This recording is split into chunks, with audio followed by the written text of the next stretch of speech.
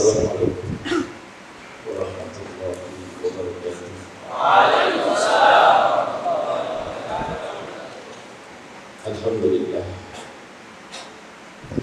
Nahmaduhu wa nasta'inuhu wa nastaghfiruh. Wa na'udzu billahi min shururi anfusina wa min sayyiati a'malina.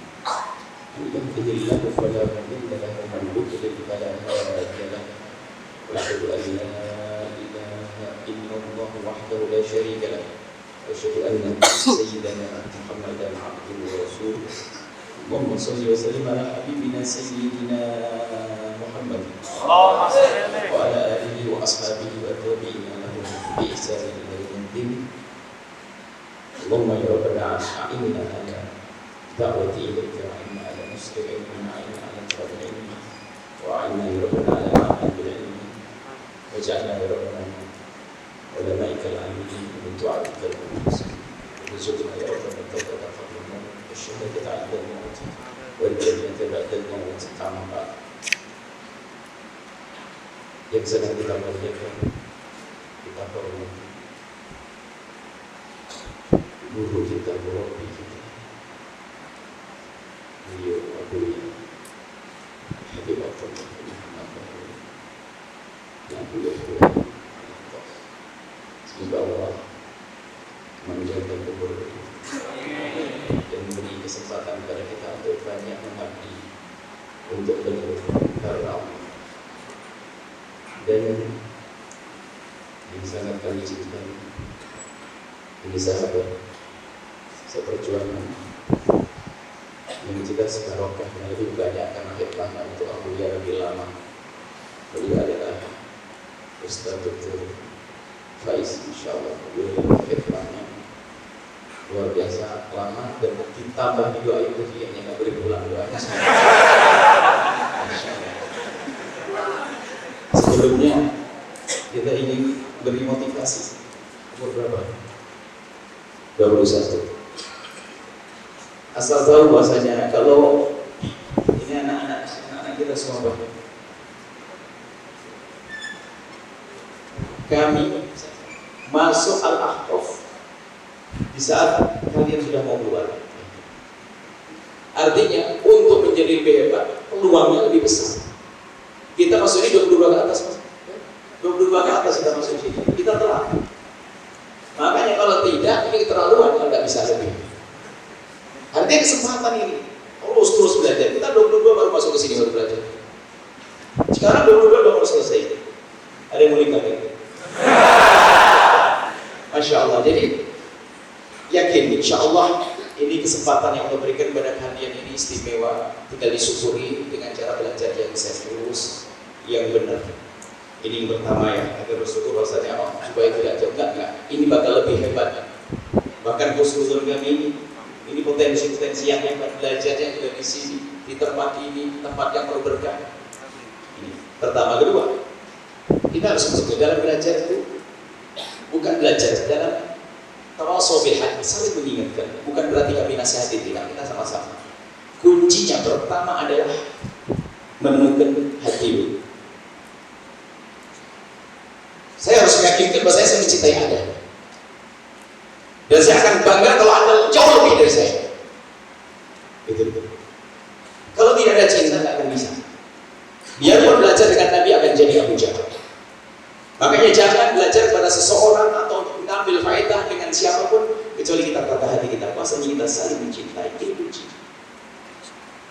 Dimulai dari diri kita, merobek kita, Abu Jahal. Kalau tidak ada cinta, ada mahabbah. Biarpun kita belajar dengan baginda Nabi akan jadi Abu Jahal. Kenapa nggak ada mahabbah?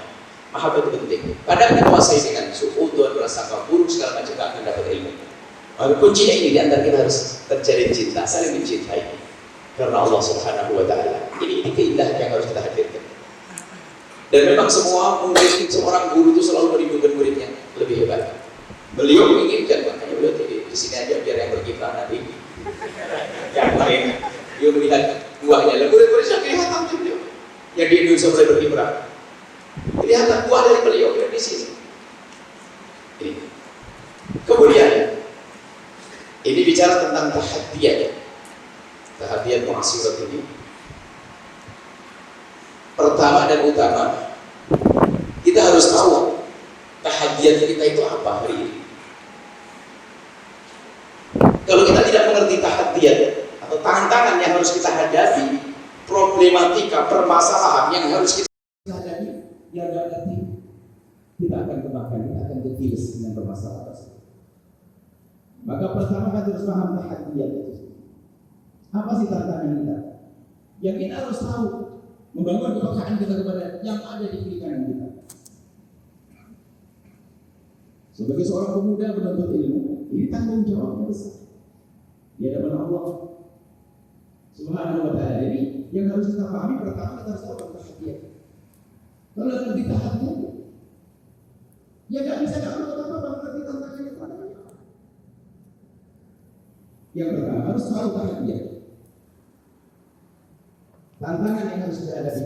Kemudian yang kedua yang harus kita pahami bahwa pastikan bahwasanya kita ini bukan termasuk bagian daripada problem itu sendiri. Orang ingin menyelesaikan tahaddiat mu'asirat, tapi dia sendiri problem. Ya nggak bisa menyelesaikan, dianya racun. Pastikan kita di posisi yang benar dengan belajar yang benar, maka kita yang akan melihat tahaddiat dan kita bukan yang menjadi racunnya. Ini yang pertama. Yang kedua, harus tahu bahasanya kita itu tidak berada di dalam problem tersebut. Yang ketiga, tentunya harus ada solusi setelah itu. Nah, mungkin akan kita ringkas saja apa sih tahaddiat yang kita hadapi saat ini. Paling tidak ada 3 lah, tahaddiat fil akhlak, tahaddiat fil aqidah, tahaddiat fil fikih. Paling tidak seperti itulah. Nanti yang lain fakultas kedokteran tahaddiatnya beda lagi nanti barangkali. Jadi tahaddiat yang anak-anak syariah ini adalah tahaddiat fil akhlak, tahaddiat fil aqidah, tahaddiat fil fikih. Tahaddiat fil akidah, kita harus punya gambaran solusi ini. Pertama adalah kita harus matang dalam akidah kita dong, supaya tidak jadi problem. Akidah kita ahli sunnati wal jamaati al asy'ariyah. Kita harus belajar dengan detail. Jangan sampai seorang yang kata menyelesaikan problem tahaddiat mu'asirat, tapi ibaratnya tidak bisa paham kitab kecil Kifayatul Awam. Bahkan mungkin ada yang nggak kenal bagaimana. Kita harus paham akidah Ahlussunnah wal Jamaah Asy'ariyah. Membacanya asasiat akidah Asy'ariyah harus kita paham. Supaya tidak meleset tahaddiat mu'asirat.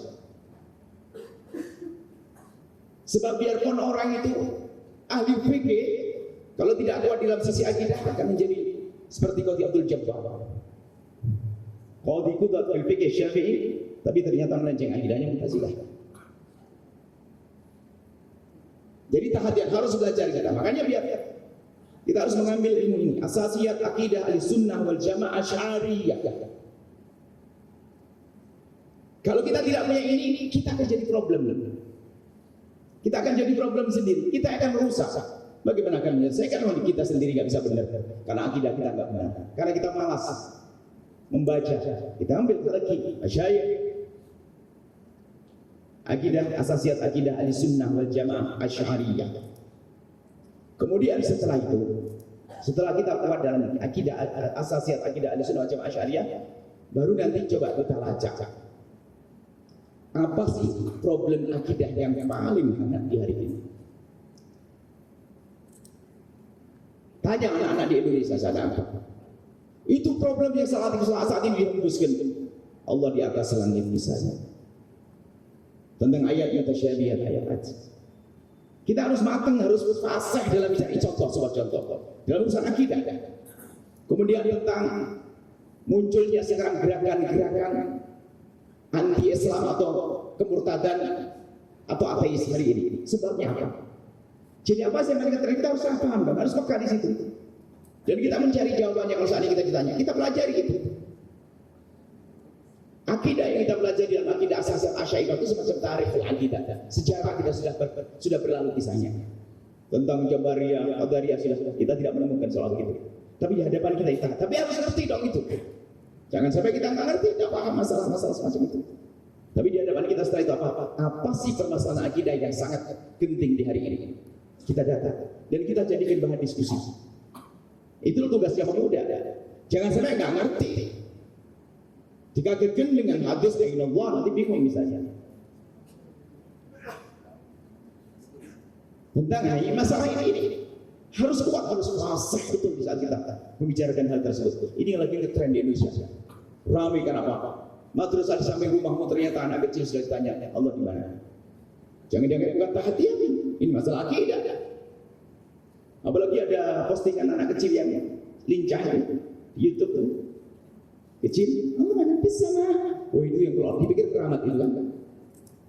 Nah, kita punya akidah bahwa sunnah wajib asy'ariyah, nggak mungkin kita akan terpesona dengan yang demikian itu. Karena kita punya asasiat akidah sunnah wajib asy'ariyah. Jadi yang ketiga adalah apa tadi? Problem apa? Permasalahan akidah yang paling ramai hari ini apa? Kita harus bisa membacanya dan kita belajar. Seperti Abdul Hasan Al-Asy'ari waktu itu tahadiyatnya adalah pemikiran Mu'tazilah zaman itu. Setelah itu ya, zaman kita ini ada sendiri. Ini adalah masalah akidah. Ada tahadiyat masalah akhlak misalnya. Tadi kita coba akhlak. Kita harus mengerti, meyakini betul.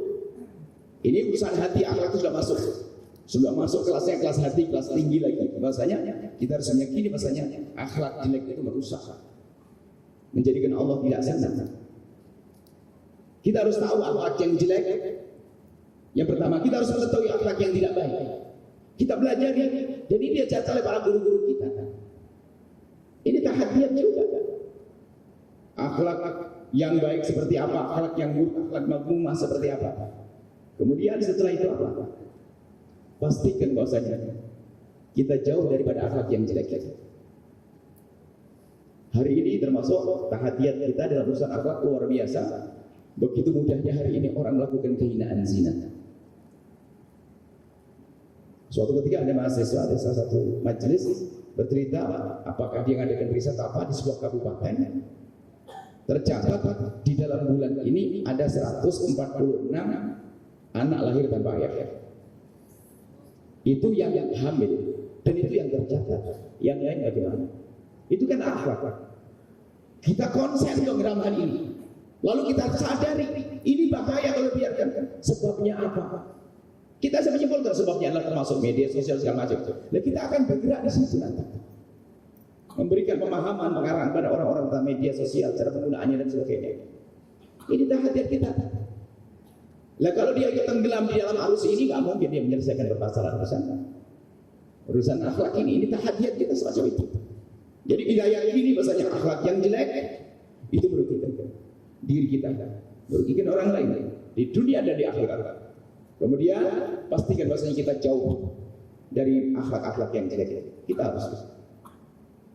Nah, ini adalah urusan akhlak. Kemudian ada tahadiyat fikriyah. Ini tantangan zaman. Ini bukan kayak zaman dulu. Informasi itu datangnya lambat, pakai telegram. Kalian tidak menemui, kita masih menemui banyak. Ada itu ngambil duit ke kantor pos, ngantri kantor pos pakai wesel, ambil nomor ini. Sekarang nggak ada itu. Berita di Amerika bisa terdengar begini. Dunia itu seperti kampung kecil. Ini tahadiyat. Kalau kita ditanya seseorang, mungkin kita harus bisa menduga-duga ini madhabnya apa kira-kira. Di sini kan perlu wawasan juga. Contohnya madhab Maliki kita kasih madhab Syafi'i, nggak akan sesuai nanti. Maka untuk tahadiyat fiqhiyah ini pertama adalah sama. Kita harus menguatkan di dalam fikih madhabi. Ini manhaj yang ada di sini. Nggak boleh belajar fikih perbandingan kecuali paham fikih madhabi. Kalau belum belajar fikih madhabi dengan kuat, kok masuk fikih perbandingan, lihat ngaco dia. Kalau ditanya sih seperti orang paling pintar sedunia, fihi khilaf. Padahal dia nggak bisa mengingat ya. Itu gayanya orang sombong dia. Karena tidak belajar fikih madhabi. Dia katakan madhab Syafi'i begini, yang utama begini. Adapun kalau pengen madhab lain ini loh. Dalam rangka apa mengambil madhab lain? Solusi. Fikih madhabi harus kuat. Makanya di sini nggak bisa langsung fikih perbandingan. Coba di sebagian kampus di luar sana, di Indonesia Raya, baru tamat SMA, nggak pernah sekolah agama, hanya ke bawah temennya, kuliah masuk fakultas syariah, fikih perbandingan langsung. Ayo gimana? Suruh nyebut betul-betul lah. Kalau kita kan dari dulu kecil sudah menghafal betul-betul sifat ini mazhab Syafi'i. Jadi tolong kuatkan kembali fikih mazhab Syafi'i. Baru setelah itu kita perlu memperluas wawasan kepada fikih-fikih perbandingan itu. Jangan dibalik. Makanya kita ingat Dr. Ali Tumarian Allah yarhamu mengatakan bahasanya, ya waladi ini ilmu sombong, ilmu fikih perbandingan itu ilmu sombong. Kalau orang belajar fikih perbandingan nggak mau disalahkan. Alasannya ada aja, cari koul. Sombong, nggak ada insaf. Maka dan fikih perbandingan yang kita pelajari itu untuk bersolusi umat, bukan untuk sombong-sombongan. Ini persoalan fikih harus ada. Fikih madhabi harus kuat, makanya kembali dari yang misalkan dasar Safinatun Najah. Kemudian kitab Sulam Taufik ditekuni lagi, takrib, syarahnya terus sampai kita belajar minhajnya. Makanya biar kalau kita belajar minhaj kita sangat butuh pada kitab kecil Safinatun Najah. Dikuatkan asas fikih Syafi'iynya. Baru nanti setelah itu bisa dia belajar fikih perbandingan, dia tidak akan ketukar-tukar. Karena apa? Kalau dia tidak kuat fikih madhabi, kemudian fikih perbandingan pulang ke Indonesia, yang pengen bisa masalah akan bikin masalah. Bikin masalah mana tidak bisa berfatwa kepada orang. Oh ini orang Syafi'i, orang kampung madhab Syafi'i, langsung dibilang nggak sah. Rupanya dia salah madhab. Ini harus fikih madhabi, ini penting. Kemudian setelah itu fikih muqarrar, fikih perbandingan. Yang ketiga adalah harus aktif interaksi kita, bersahabat kita, berkomunikasi dengan ashabut takhasusat yang berbeda, pakar-pakar yang berbeda, ahli khibrah yang mengerti tentang ulum insaniyah. Sebab apa? Kita bicara fikih itu hanya bicara tentang hukum. Untuk siapa hukum ini akan diterapkan kepada manusia dengan bermacam-macam keadaannya, keadaan sehat, kesehatan lahir batin. Coba kalau seorang fikih belajar fikih saja, mungkin di saat ada seorang berkata, ada seorang keluarga menangis karena ayahnya tidak mau sholat Jumat,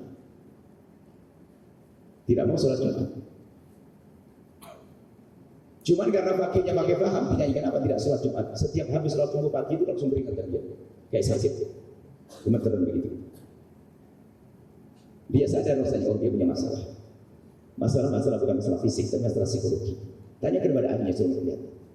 Rupanya betul, orang ini adalah takut dengan manusia. Makanya sudah pagi hari Jumat sudah keringet, ketakutan karena pasti harus suruh sholat Jumat. Mau suruh sholat Jumat, tersiksa dia kalau sakit. Maka bisa saja muncul fatwa dari seorang alim yang ngerti, yang berinteraksi, berkomunikasi dengan orang pakar psikolog, mengatakan dia terlalu sholat Jumat. Kenapa? Dia takut, lebih takut daripada kepada harimau. Coba pakai saya mengatakan, ngapain fasik dia sholat? Astagfirullah, 3 Jumat tidak sholat. Misalnya. Tentang ilmu kedokteran, kita harus tahu. Kita tidak belajar kedokteran, tapi kita harus belajar. Artinya, nah ini yang perlu kami jadikan satu pijakan. Pastikan bahasa kita perlu kepada mereka, jangan sombong. Kita perlu penjelasan dari seorang dokter untuk menjelaskan tentang penyakit seseorang, untuk bisa kita katakan boleh berbuka atau tidak boleh berbuka puasa. Sudah sampai darurat atau belum dia yang tahu, bukan kita. Sehingga coba puasa, orang yang boleh berbuka puasa, orang yang sakit itu kan berdua orang kan, dirinya sendiri sepengalaman atau kata dokter, bukan kata ustaz. Nah, ustaz tak berguna kan? Coba fikih Pak fikih.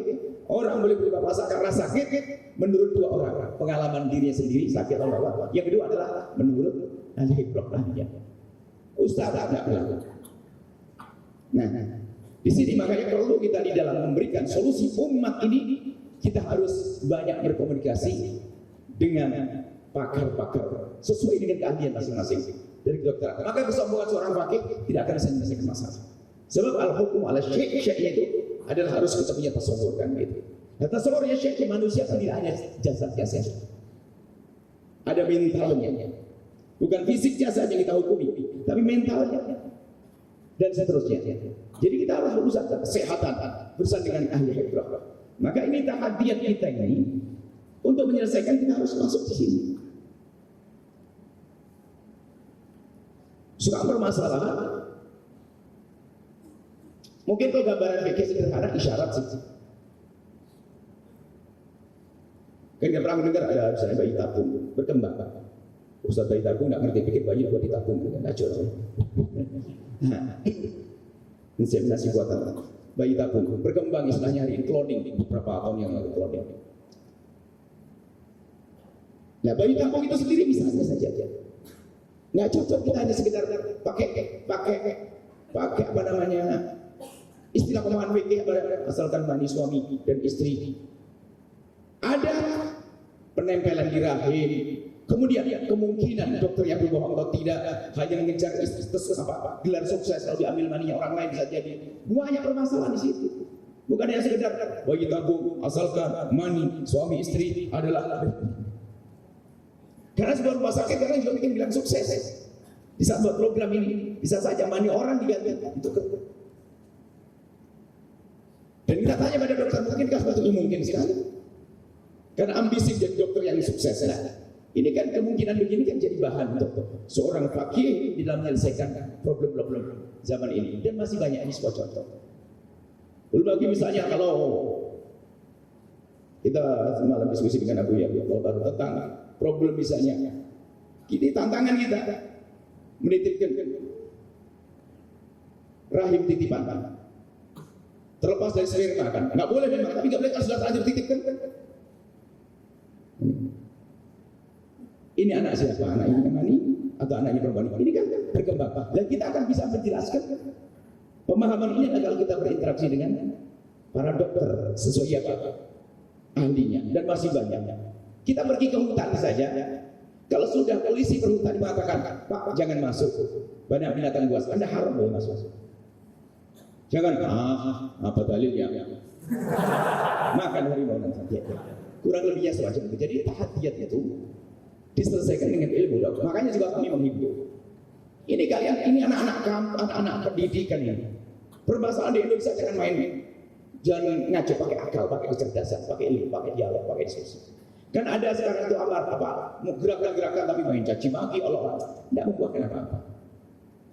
Biar kita juga mau belajar, ayo duduk dong diskusi dong. Jangan hanya nyaci maki Allah kelompok yang berbeda dan sebagainya. Jangan. Jadi ada diskusi dong. Di saat kita berani mengajak diskusi, dituntut apa kita belajar dong. Akan tambah ilmu kita. Jangan main hantam. Sekarang ada dari kita pun kadang-kadang gara-gara nggak seneng langsung main caci, main Allah. Apa itu? Buktikan dong ilmu. Kalau kebenaran didengar sama orang. Baik, ini gambaran secara umum tentang problem itu. Cuma dalam menyelesaikan masalah semuanya. Setelah kita tahu ini adalah permasalahan-permasalahan, ternyata di saat kita harus menurunkan solusi kepada masyarakat untuk menyelesaikan tahadiyat itu, kita perlu 3. Penutup sekaligus, kita perlu diskusi sekarang.